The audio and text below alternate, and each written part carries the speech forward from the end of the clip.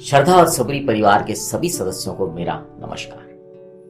बाबा की ख्याति जो थी वो दिनों दिन बढ़ती जा रही थी और दूर दूर से लोगों ने शिरडी में उनके दर्शन के लिए आना शुरू कर दिया था। और इसका जो श्रेय है वो नाना साहेब चंदोरकर, जो कि व्यक्तिगत वार्तालाप किया करते थे अलग अलग जगह जाके, और दासगणु महाराज को जाता है, क्योंकि उनका जो कीर्तन होता था उससे भी बहुत लोग आकर्षित हुआ करते थे और बाबा के दर्शन करने के लिए शिरडी की ओर आया करते थे। जब कीर्तन होता है तो कीर्तन के अलग अलग तरीके होते हैं, उसमें भजन भी गाए जाते हैं, उनकी कीर्ति भी सुनाई जाती है, उनके बाबा के बारे में चर्चा भी की जाती थी।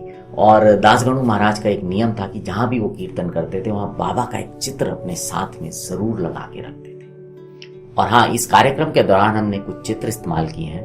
वो चित्र हम नहीं जानते किसके हैं, किसने खींचे, कहाँ से आए, लेकिन हम बाबा से प्रार्थना करेंगे कि वो चित्र जिनके भी हों उन सभी को अपनी कृपा दें, अपना आशीर्वाद दें और उनके परिवार की सदैव सहायता करते रहें। एक बार की बात है कि ठाणे के श्री कोपिनेश्वर मंदिर में दासगणु महाराज बाबा का कीर्तन और गुणगान कर रहे थे। उस कीर्तन के दौरान वो बाबा के विषय में भी बता रहे थे और बाबा का चित्र भी रखा हुआ था। उस कीर्तन को सुनने के लिए वहां पर एक व्यक्ति भी बैठा हुआ था, जो कि ठाणे के एक न्यायालय में टेम्परेरी एम्प्लॉय था, मतलब कि उसकी पक्की नौकरी नहीं थी। वो वहां पर बैठा हुआ था और कीर्तन का आनंद ले रहा था। जब वो कीर्तन सुन रहा था वो बहुत प्रभावित हुआ। उसने मन ही मन सोचा कि बाबा, अगर मेरी नौकरी पक्की हो गई तो मैं आपके दर्शन करने के लिए शिरडी जरूर आऊंगा।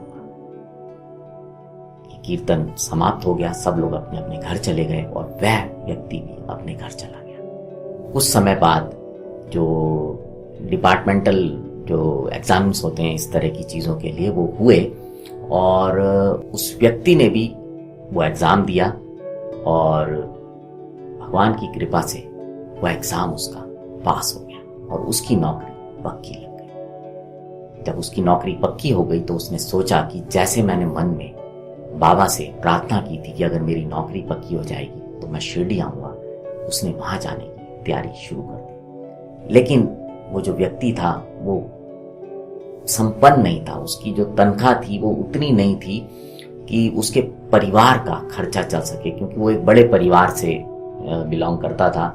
उस जमाने में सब लोग एक साथ भी रहते थे, पूरा परिवार के परिवार साथ रहा करते थे और वो भी बड़े हुआ करते थे। तो उसकी परिवार की ऐसी स्थिति नहीं थी कि वो तुरंत शिरडी चला जाए। तो उसने सोचा कि क्यों ना मैं थोड़े थोड़े पैसे बचाता हूँ और पैसे बचा के मैं शिरडी जाऊँगा।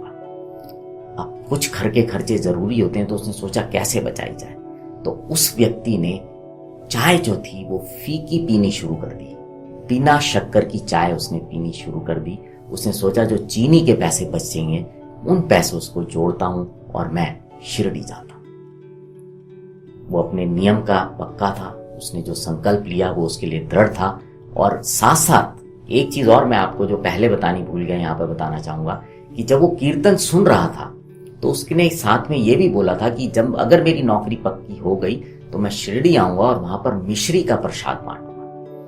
तो अब दो चीजें थी, एक तो शिरडी जाना था और वहां पर मिश्री का प्रसाद बांटना था। खैर कुछ समय बीता और उसने पैसे जोड़े और शिरडी यात्रा के लिए शिरडी पहुंच गया। जब वो शिरडी पहुंचा और उसने बाबा के दर्शन किए तो उसका मन प्रसन्न हो गया और वहां पर उसने सभी लोगों को मिश्री का प्रसाद बांटा। वो इतना खुश था कि उसके आनंद की कोई सीमा नहीं थी। वो मन ही मन बाबा को कह रहा था कि आपने तो मेरी इच्छा उसी दिन पूर्ण कर दी थी जिस दिन मैंने आपको कीर्तन में आपसे हाथ जोड़कर विनती की थी और आपने मेरी विनती, मेरी जो मन्नत थी वो पूरी कर दी। दर्शन करने के बाद जब सब लोग जाने लगे तो बाबा ने बापू साहेब जोग को बोला कि ये जो अतिथि आए हुए हैं इनका तुम ध्यान रखना, इनको अपने साथ ले जाओ और इनको चाय में अच्छी तरह से चीनी मिलाकर पिलाना। जैसे ही उस भक्त ने सुना कि बाबा कह रहे हैं कि इसको शक्कर मिला के चाय पिलाना, उसका हृदय द्रवित हो गया, उसकी आंखों से आंसू निकल आए और वो बाबा के चरणों में लेट गया। उसने मुंह से शब्द नहीं निकल रहे थे, क्योंकि वो ये जानता था कि जो बात बाबा ने बोली है भले ही उसका अर्थ किसी को समझ में ना आए, लेकिन वो बात भक्त को समझ में आ गई। इस तरह से बाबा ने उस भक्त के हृदय में भक्ति का बीजारोपण किया। आप सोच रहे होंगे कि वो भक्त कौन था। उस भक्त का नाम था जोलकर। इस तरह की बहुत सारी चीजें हमारे साथ भी होती हैं जब हम मन ही मन बाबा से कुछ प्रार्थना करते हैं और वो प्रार्थनाएं बाबा सुनकर पूरी कर देते हैं। अगर आज का आपको कार्यक्रम अच्छा लगा हो तो इसको अपने परिवार के साथ, साईं भक्तों के साथ, जो बाबा से प्रेम करते हैं उनके साथ जरूर साझा कीजिएगा। और अगर अभी तक आप श्रद्धा और सबरी परिवार के सदस्य नहीं बने हैं तो आपसे निवेदन करूंगा कि इसके सदस्य बनिए, इस परिवार को बड़ा कीजिए ताकि बाबा के जिस प्रेम को हम और आगे तक पहुंचा सके। अब आपसे विदा लेता हूं। नमस्कार।